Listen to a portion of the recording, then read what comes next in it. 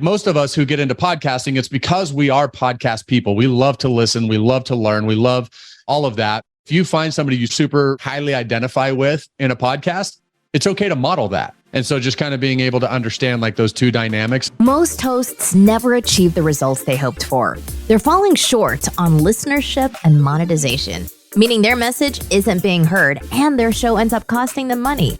This podcast was created to help you grow your listenership and make money while you're at it.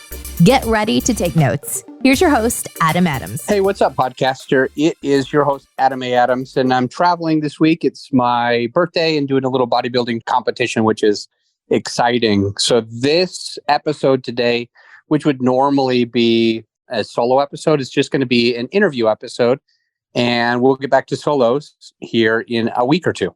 Hey, what's up, podcaster? I'm joined today with Derrick Wilson from the Primal King podcast, and he's been a friend of mine for a while. We worked with him as well. Just a great person, great guy, a lot of experience. And I do actually recommend his podcast. It's one of the only podcasts that I've listened to more than 15 episodes purposefully, especially like when I work as a podcast person. I feel bad enjoying somebody's podcast because I'm like, oh no, I've got clients that I could be listening to and working, but I really enjoy Derrick's podcast. So the link to Primal King is already in the show notes. Go ahead and scroll down, join him there. He's got a really good story, and I hope we get into it. Right now, today, we're going to be talking about the crazy boring metric that you as a podcaster need to be focused on, need to be working on. But we don't know what the crazy boring metric is yet. I don't even know. I'm going to wait for Derrick to give us a little bit of that. But after we get into the crazy boring metric, there's a little bit more background on Derrick, which you can find easily by just scrolling down and checking out the show notes because his bio is already there. You can check it out there. You'll also be able to hear a lot more about it when listening to his podcast, especially if you listen to the first few podcasts. He goes through his story, but we'll probably get into a little bit of that. So we'll go crazy boring metric. We'll get into his story and some things that he's doing and focused on. And then we'll end with some solid advice that he has for you, the podcaster, as well. So let's start, Derrick, with the crazy boring metric. Oh, the link to your company, Crosso Meats, is in the show notes. By the way, I should shout you out. I love being able to have like really good quality meat, and maybe this is like an advertisement, but I really do love having really good quality meat. So grass-fed, no hormones, something where they're free range in a pasture. The rancher cares about the animals. I'm a big meat eater. Like I eat a ton of filet and a ton of chicken. And Derrick's got a company, Crosso Meats, which is in the show notes as well, that I'm honored every time that I order from. Every time that I order and push that button, I'm like, this is so cool. Partly because I know the guy. It's cool to know who your rancher, but just because you're getting really good quality stuff. And so I highly recommend it. All of the stuff that I've had, I've really enjoyed. Even they've got stuff like beef liver, which has tons of nutrients. So I get that as well. My coach, I have a bodybuilding coach. He basically wants me to eat that once a week. So whether I like it or not, I'm going to order it. And Derrick's got some good stuff that's just really high quality meat. And it comes from close to my part of the country, but it can get out to anyone easy. But let's go into the crazy boring metric. Sorry to give you a shout out, but I love what you do. And the story of how you got that ranch is really cool. So we'll talk about that after. Nice. Well, no, I appreciate it. Never going to get mad at you for plugging the company, right? So the crazy boring metric, and I heard a version of this several years ago, well before I ever wanted to get into podcasting. But I feel like when so many of us, when we start a podcast, it's like, okay, what do I talk about? How am I going to do this? How am I going to be able to be interesting? Because as we all know, I think one of the things that, at least for me, I should say, I can't speak for everyone, that did make me maybe nervous or apprehensive about starting a podcast was the fact that, like, what's going to set me apart? Why would someone take up their most valuable asset, their time, to listen to me? And so really what it comes down to in kind of this crazy boring metric is, on one hand, you have the boring side, right? So if you were to look at like this scale, let's say on the far one side, you have boring, right? And that could be, maybe it's like your NPR news reader, right? Your old school, like people who are like the nightly news reporters. They have no fluff. They have no flair. They're basically sitting there reading off a teleprompter. So that's your boring. And then on the other side of this metric, this scale, you have your crazies, right? So that might be like your Alex Jones or some of these other people talking about like reptile people, right? And the thing to understand is that within this scale, this matrix, if you will, the people who are very boring, there's going to be a certain amount of people that identify with that, right? Like maybe you just have that personality. You want the very dry, very boring, maybe very just data driven. Like there's going to be some people who identify with that, and that's okay. And then on the other side with the crazies, there's going to be a certain amount of people that identify with that. The super crazy out there people, whatever, they're going to attract some people. But I feel like when you're starting a podcast, you have to hit that boundary somewhere in between that, right? And so for some of these people, it could be you're a little bit more on the fringe, like maybe a little more toward the crazy. I think that's good. That's where you get some of your massive influencers, you know, your people, and I know he's kind of taken a big fall from grace, but your Liver King type people, or your Joe Rogan. Like what's he get? He talks about aliens, and he talks about some of this stuff that a lot of people would think was fringe. Like he was bringing on doctors with maybe fringe views, according to some back in the day, right? And if you get more toward that boring, it becomes very, very hard to galvanize an audience. Now, I know that so many of us nowadays, like we maybe are attracted to like this outrage porn and people saying crazy things, and yeah, but the reality is you have to have some of that, in my opinion, to be able to galvanize your audience. I don't know that you have to be polarizing, right? Which is separating people, but I do think you have to be galvanizing. I think you have to have a message that when people hear it, they're like, finally somebody who's willing to say that, right? Like finally somebody who gets what it is that I'm thinking.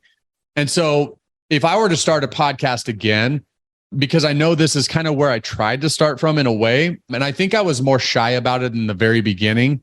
And as I've gotten more comfortable, just over 180 something episodes now, I've maybe become a little more polarizing, but it's more so just being who I am, I feel like. But that's what I've noticed kind of really helps separate you, because it's so easy for us to want to stay safe and to want to toe the lines, whatever political or all this correctness. But if you're doing that, people aren't getting to know you. And at the end of the day, that's what's going to drive your audience. That's what's going to drive your messaging, is because, again, people are finally somebody I identify with. And in my experience, at least, those will be your most diehard listeners. Those are the people who will be with you forever. So just kind of looking at that scale, looking at that metric, I would encourage you to figure out where you land on that. And I think that, again, if you're a little bit more toward the boring side, it's not the end of the world. But if you are very boring and you're okay with being very boring, you're probably going to struggle.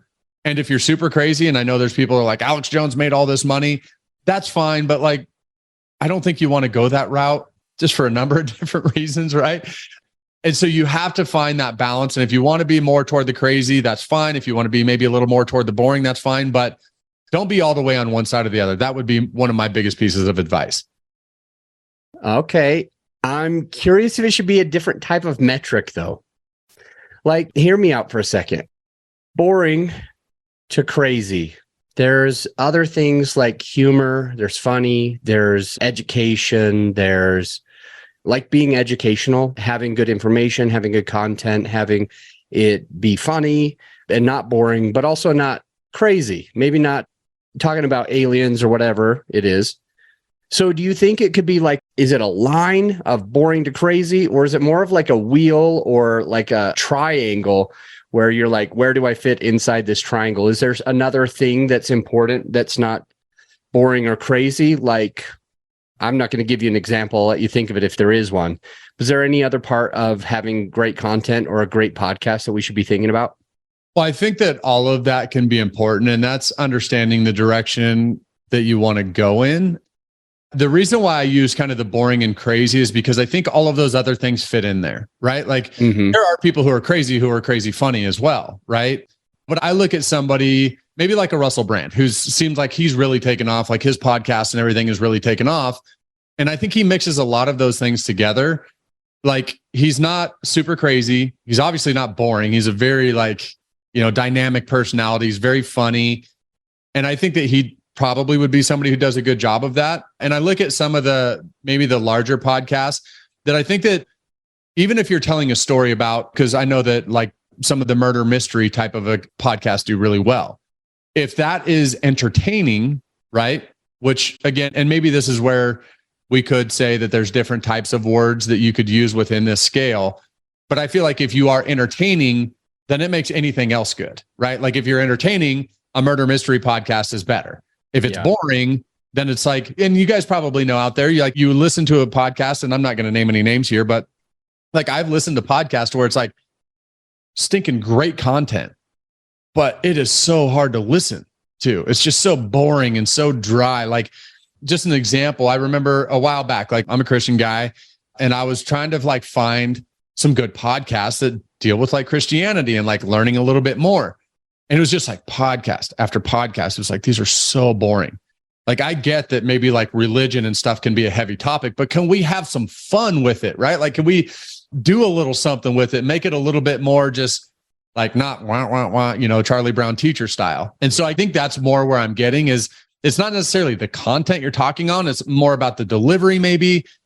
And yes, the content is part of it, but almost more like the delivery, how it's received, how you're putting it out there, and having a little bit of energy. Because like, I know when I sit here in like my recording studio, it's really easy to get like super down, like energy down, because you're not talking to anybody. You're looking at a computer screen or whatever it is.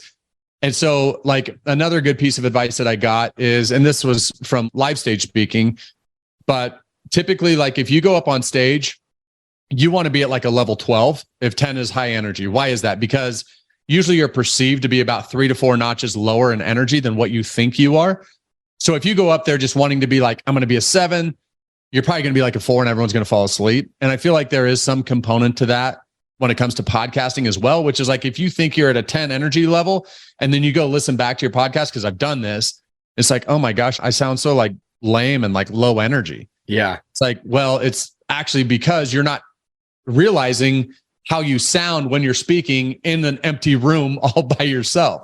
And so like, that's part of it too, is like the energy, kind of the enunciation, stuff like that, making it more interesting and maybe staying away from boring. Yeah.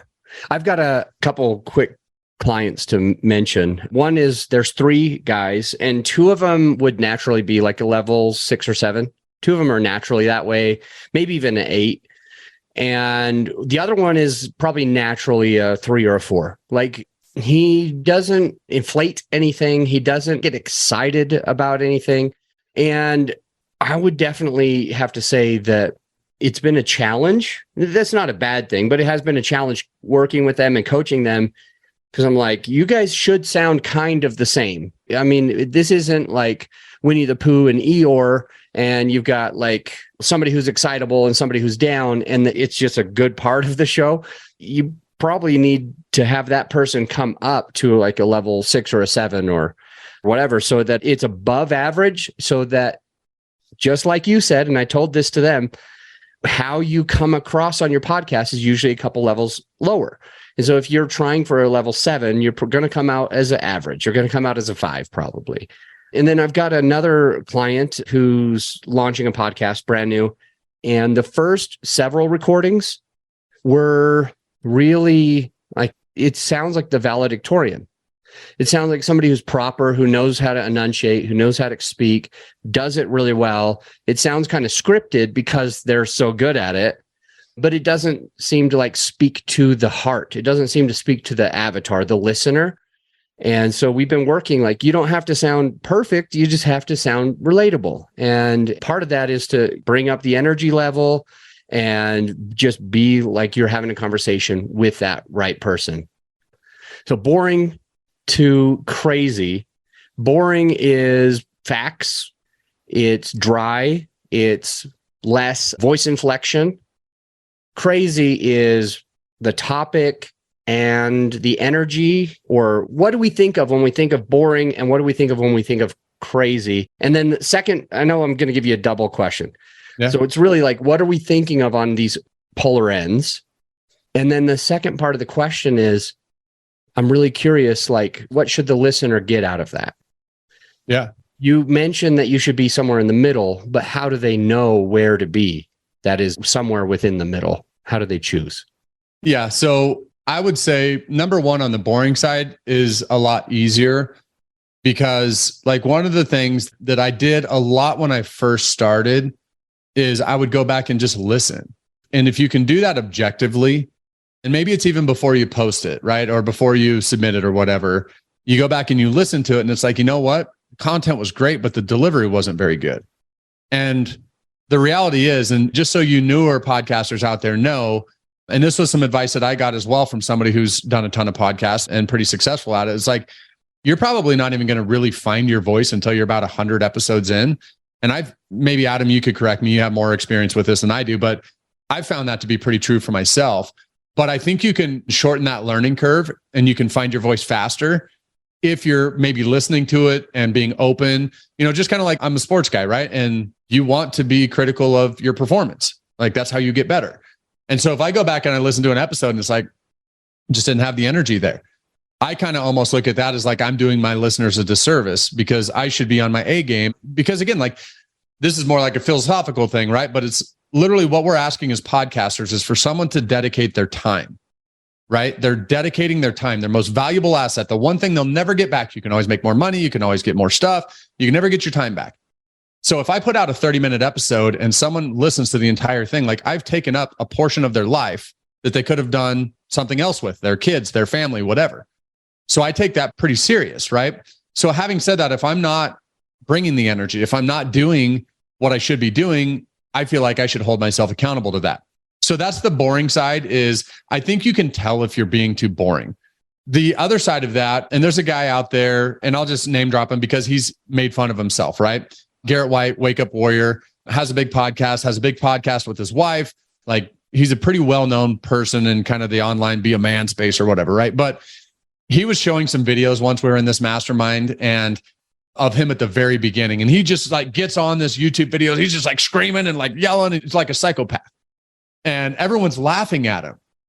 And he's like, that's the problem if you're too crazy, is that he's like, I was saying the same thing in that video that I've been saying for 5 years and built this $150 or $200 million business or whatever it is. I was saying the exact same thing, but I was just crazy. Like people couldn't, my hair was all spiked and stood back weird. And I'm up there looking like a raving lunatic.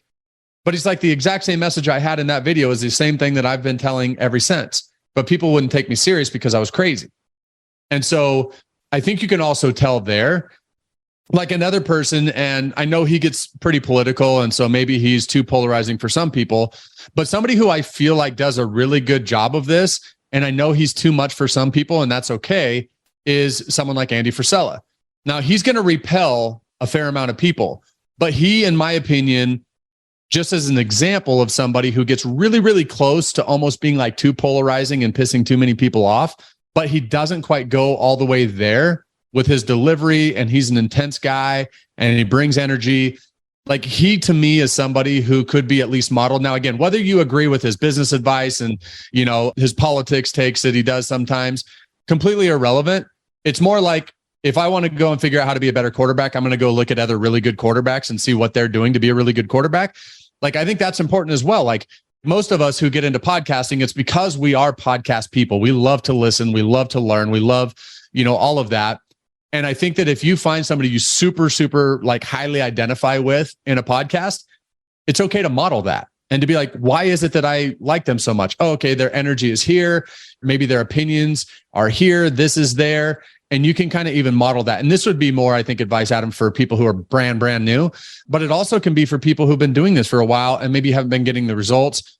Just always kind of being open to some of these different approaches and seeing, are the people that I listen to super crazy? Like, do I love listening to some wacko go on about like reptile people?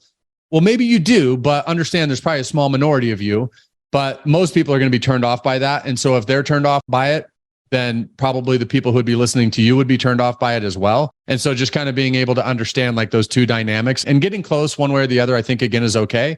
But those would be a couple of examples on each end of the spectrum. I think that's valuable. So the two examples on this side and on that side, and then how do we decide where to be? Like, do we go in the middle or do we listen to other podcasts like you mentioned and then say, hey, I'm going to try to go in that. I'm going to try to fill a space like that? Or like, how do we decide? Is it our personality? Is it our experience? Is it our audience? Like, who is our avatar? How do we make a determination where to end up on this scale between boring and crazy? Yeah. So I'll probably say something, and I could be wrong, and I want to get your take on this as well. But I'm not a huge fan of trying to tailor your message to an audience necessarily. I'm a much bigger fan in you being authentically yourself and attracting the type of people through being authentically yourself. Because I think that a lot of times what can happen is that, and this doesn't mean to be rigid, right? Like any of us who are business owners, we can't be rigid to the sense of failure. But I also feel like we live in such a time where it's like, who do I need to be in order to do this? And what do I need to do in order to convince these people that this, like in my personal experience, and I know I've had the ability, like through the Clickfunnels time and everything else, to be around a lot of very, very successful people. And most of the people I know who are the most successful, not the people who will tell you they're successful, who are actually have been successful, are the ones who are like, this is what I believe. This is who I am. And because of that, it attracts a certain person. And those are going to be your true, loyal, raving fans. Because if not, if you're being a fraud and just trying to cater to a certain audience, sooner or later, you'll be found out. But that's why it's always like, just be authentically yourself. Maybe you have to raise the energy a little bit on your authentic self. Maybe you have to be a better version of yourself. But I would never encourage somebody to go super crazy because that's what this audience wants. And that's who I want. Like, again, all the years of working with Russell, like it was weird how he attracted a certain person, right? Like, and Russell was, in my opinion, at least very genuine in who he was. Like everybody who knows Russell knows he's good little Mormon boy, you know, like all these things, right? A wrestler. Yeah, exactly. But he would attract a certain type of people. And then I saw other people, and again, I won't mention names here, that attracted other people. And I'm like, I'd rather like shoot myself than deal with these types of people.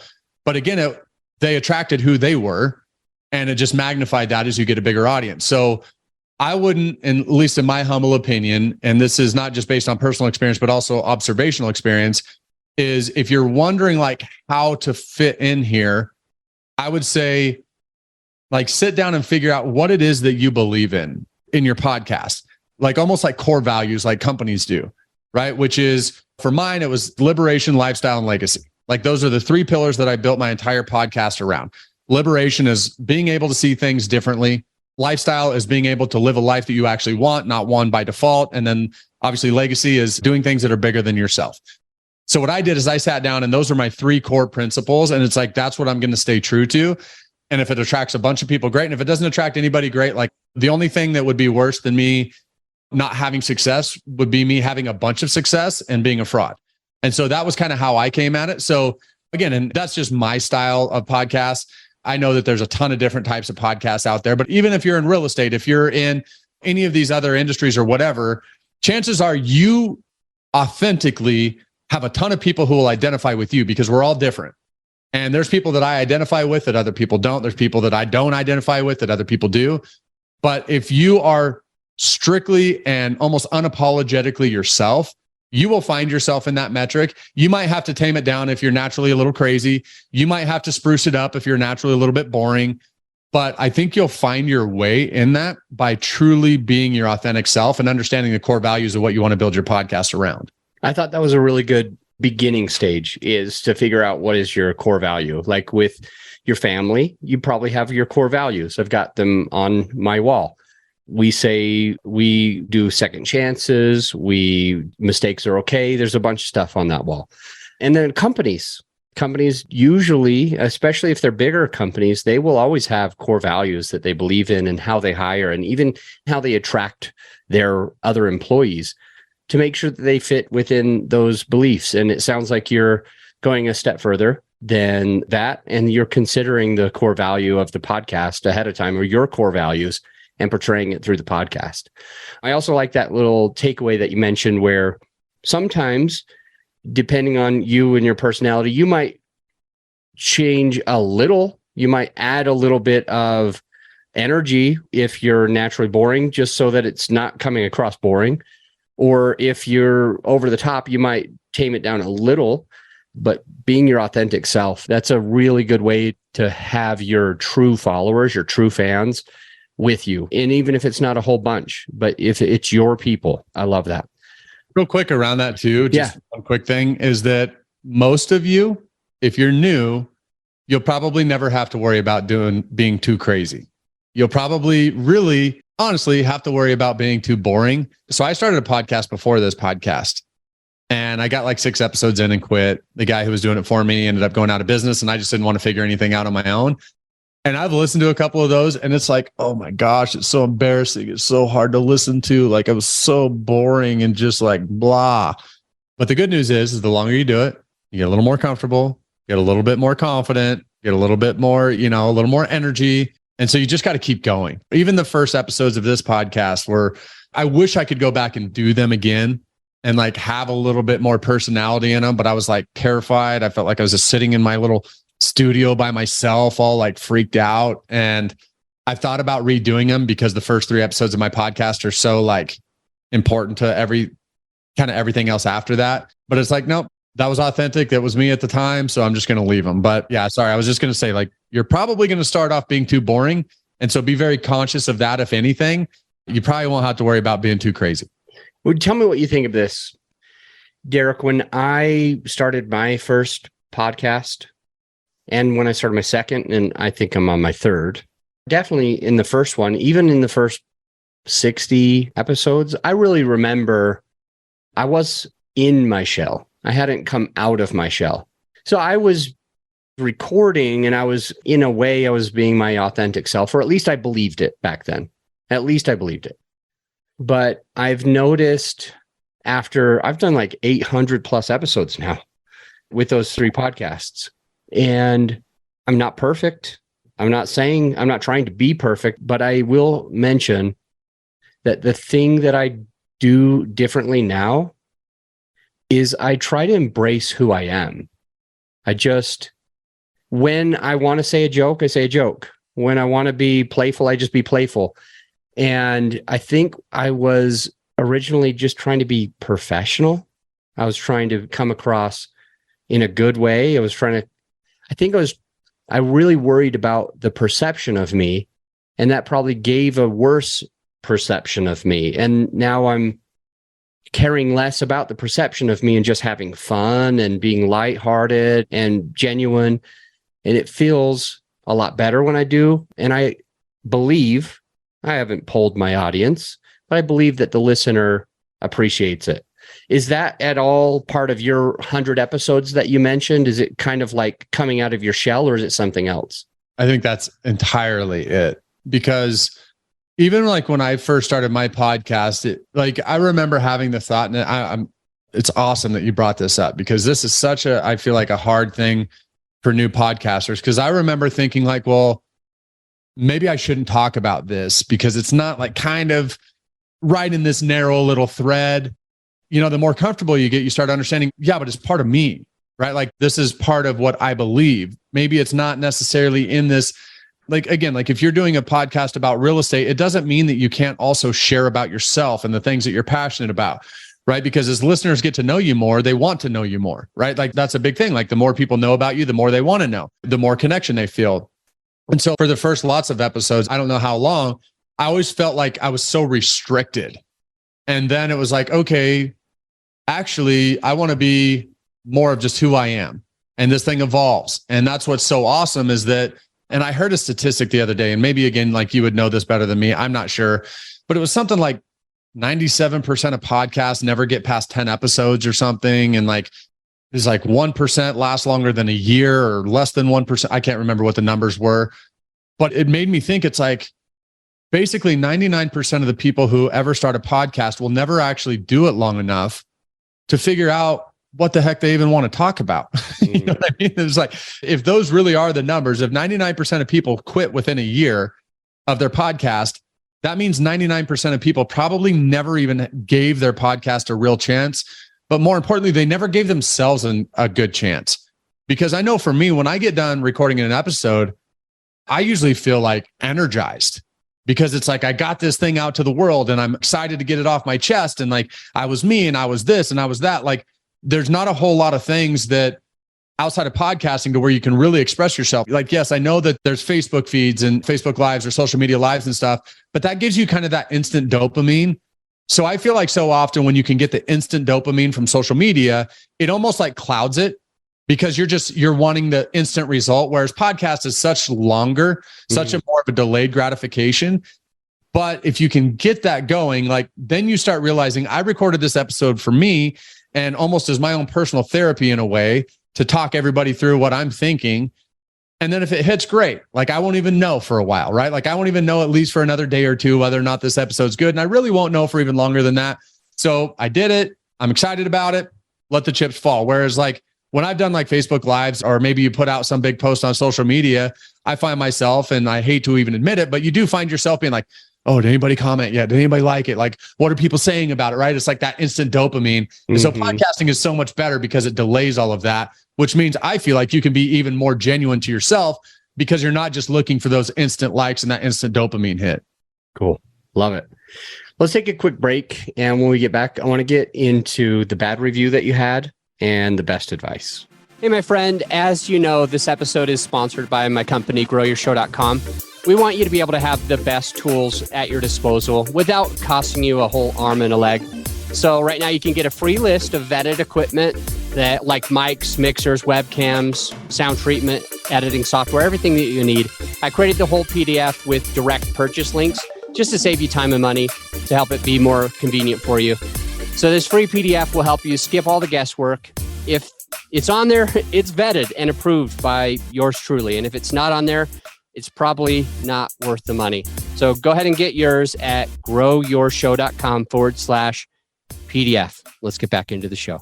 We're back with Derrick Wilson from Primal King, actually one of my favorite podcasts, literally. And I want to talk about a couple things. Definitely want to understand why you started your podcast, the short version, because we can always listen to the podcast and get the rest. But why did you start the podcast? Let's talk about that bad review that you got out of a couple hundred. And because I think it's good for the listener to hear, and then just end with the best advice. And we just got a few minutes to do all that. So let's get started. Derrick, let's talk about like, why did you start the podcast? Was it before or after you had your company? And really, what was the podcast going to achieve? Yeah. So I started my podcast mainly just to get my story out there. I won't go into it now. Obviously, we're pressed for time. You guys can always go check it out if you want. But kind of long story short, my dad passed away, suddenly uprooted our family life, moved away, and did something that I felt like maybe a lot of people would potentially want to do, but maybe wouldn't be willing to do just because of some of the other ramifications. And so really kind of just started it to document all of that craziness that was going on. And yeah, just be able to almost have like the autobiography to start with, and then also be able to share my opinions and my thoughts and kind of everything I've learned after the big crazy move and all of that. So yeah, it was just kind of a way to get the message out there that I thought was different than a lot of things that maybe I'd been hearing. Okay. And by the way, that's how you started your company, because you took over the ranch that you had with your dad. Yeah. That your dad had. Yeah. So after my dad passed away, he didn't have a will. My stepmom was in control of everything. And so I was working a very, very lucrative job working for a company called Clickfunnels, had been there since the very beginning. And we kind of were faced with either losing our family ranch or me buying out my stepmom for a ton of money. And so again, long story short, we ended up selling our dream home that we had just purchased, walked away from Clickfunnels, moved back to a falling down house, kind of just dropped everything that we were doing, picked up my wife and our 4 kids, moved into an old house. And then because we made that decision, a lot of people were always like, oh, how could you do that? How could you walk away from the money and the safety and the security and all of this? And it's like, actually, it was pretty easy because this was a lot bigger than me. And so then I was like, you know what, maybe I should start a podcast around that. And then, yeah, the next iteration of that is we started our direct to consumer meat business from all of, using the cattle here on our ranch in Idaho. And so, yeah, just always kind of propelled from there. And that's in the show notes, but it's crossomeats.com. Yep. Okay, so perfect. Crosso is our family brand. I'm a 5th generation on this ranch. It was homesteaded in 1890 by my great-great-grandfather. Never thought I would be here. Never wanted to be a rancher. Never wanted to necessarily live back in this little tiny town of, the nearest town's 12 miles away and it's 400 people. After being away from it and kind of chasing all the things that I thought I wanted, the money, the cars, a great house, all of that, kind of start realizing that none of that stuff really provides fulfillment and really a legacy, at least from my experience. And so, yeah, we kind of jumped at this, and Crosso is the brand that we put on our cattle. We thought about, do we have some cool, catchy name for our business? And then it was like, no, like our cattle's always been cross O. And so we're just going to go ahead and make it cross O meats. And so that was kind of how it was born. Awesome. How it was born. Quick question on your review that I mentioned right before the break. You mentioned prior to recording that you have 200 plus reviews and one of them sticks out. Why don't we go there? Isn't that the way that this thing works though? It's kind of like you always remember the bad one. And it just happened like not too super long ago. And it's really fascinating because the review says something about me taking a shot at Mylett, which I didn't do. And what's even more ironic to me is the fact that I actually pay money to be in Ed Mylett's group, what's called the Arete Syndicate. It's like $5,000 a year or whatever. It's not like it's super insignificant. I mean, it's not, I guess, a huge amount, but you know what I mean? Like it's a fair amount of money. And I just found it so fascinating that it's like, you're taking shots at Ed Mylett. And I'm like, out of everybody that I would take shots at, it would probably not be the person that I pay money to like be a part of their coaching group. And I'm getting ready to go to their Arete Live Syndicate next weekend in St. Louis. Like, so it was just like super ironic. But again, like we were talking before the show, out of 200 and whatever reviews, it's like, that's the one that sticks out. And I don't know, I think it's human nature, right? Like we're always looking for danger, and that's the danger side. Well, how do we deal with it? The listener will eventually get a 1-star review. I mean, unless they're so bad that they just never get any reviews. Yeah. If they're good enough to start getting some reviews, I would say 30 or more, or maybe 200 or more, they're eventually going to get a 1 or 2 or 3 star. How do we deal with it? Is there any advice that you've like taken in on this? I think the first thing, and this is almost more of a business thing because I knock on wood, I haven't had any other 1-star reviews up to this point. But I know in business, I think you always want to look at negativity, negative reviews, negative feedback, whatever. And first say like, number one, is this true? Because if it's true, like, and I know a lot of people will be like, nope. I know people who are like, no negativity ever. And I think that's really silly. Because if you just tune out anybody who has anything negative to say about you, you might be missing an opportunity for growth. So if you see a 1-star review and it's like, again, kind of going back to the crazy boring, it's like if super, super dry, super boring, couldn't listen to a whole episode because it put me to sleep, then it's like, okay, that's a jerk thing to say, but is there any truth in that? And if there is, okay, I need to take that feedback. Now, in this instant, it was kind of like I looked at it and it's like, is this true? And it's like, well, no, because I didn't bash Ed Mylett. And like, again, I'm paying to work with the guy. So it's not true. So I'm just going to kind of water under the bridge it. But I think if it would have been something that like struck me personally, if it would have been like, yeah, Derrick's full of crap about this statistic, and so I can't trust anything he says, then I think it would be on me to go back and be like, okay, was I wrong about that? And if I am, like, I need to go on and correct that. I need to fix that. So that way I gain more credibility. And I know that, hey, people are open to feedback, right?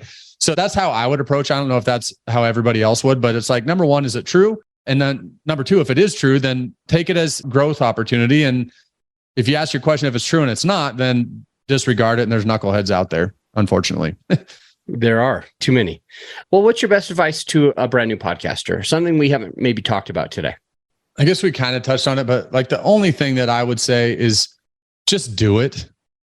I would love, Adam, and I've never showed you this, the picture of my first attempt at a podcast. So I've played guitar for a long time, and I have in our old house, in our basement, I have a Marshall half stack amp. What's a Marshall? Oh, okay. Like an amplifier for your guitar, right? Because I had nothing to set my stuff on, my microphone or there was nothing down there. So I have like my guitar amp that's like sitting there. And then I have a couple of board games because I couldn't get everything high enough for my microphone. So I have a guitar amp with a bunch of stuff stacked on top of it, my kids' board games, my laptop, and a microphone. And that's how my podcast initially started. Not this one, but the one before that. And I look back and I'm like, oh my gosh. But I feel like the one thing it was is that so many people don't start or they don't keep going because they don't have the right equipment. They don't have the best place to record in. And it's like, there's people right now who get millions and millions and millions of views by recording into their iPhone, right? Like my old boss, Russell, he used to record his podcast into his iPhone, driving to work in a noisy Corvette. The sound quality was terrible. But he was really, really entertaining, and he had really, really good advice and content, and his podcast blew up. So I would say, like, number one, start, regardless of whether or not you think you have the great equipment. And again, Adam, if you disagree, I would love to hear it. But I think that you don't want your quality to be so bad it's like super distracting. But I also think you can get through that, kind of get through the learning curve, and then go and buy your stuff. That's what I did. You helped me, right? So that would be the number one thing is start. Number two is don't quit. And then number three is hire Adam because he'll podcast. Awesome. That would be the third step. I'll pay you later, bro. Yeah, hey, whatever. Yeah.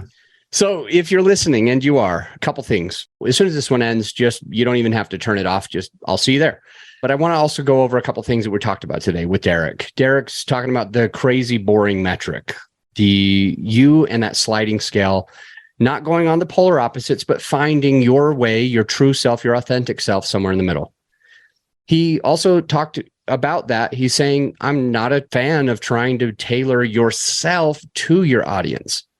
More of, I want to be me, be that beacon, be that light, and be me and attract the people that are going to be attracted by saying, this is what I believe. This is who I am. So be authentic to yourself or be a better version of yourself.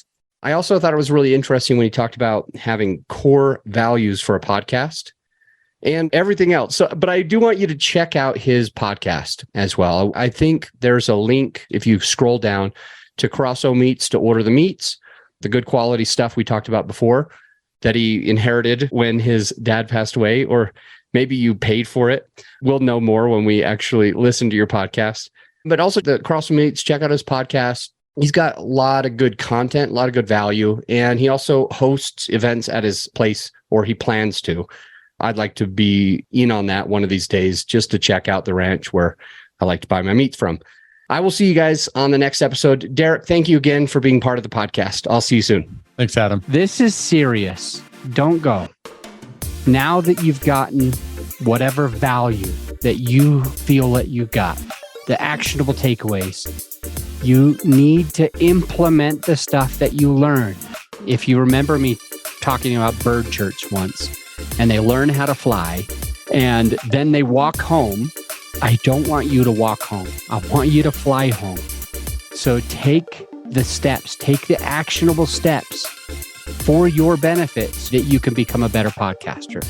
That's the only thing that I ask of you. And I'll see you for more actionable tips on the very next episode.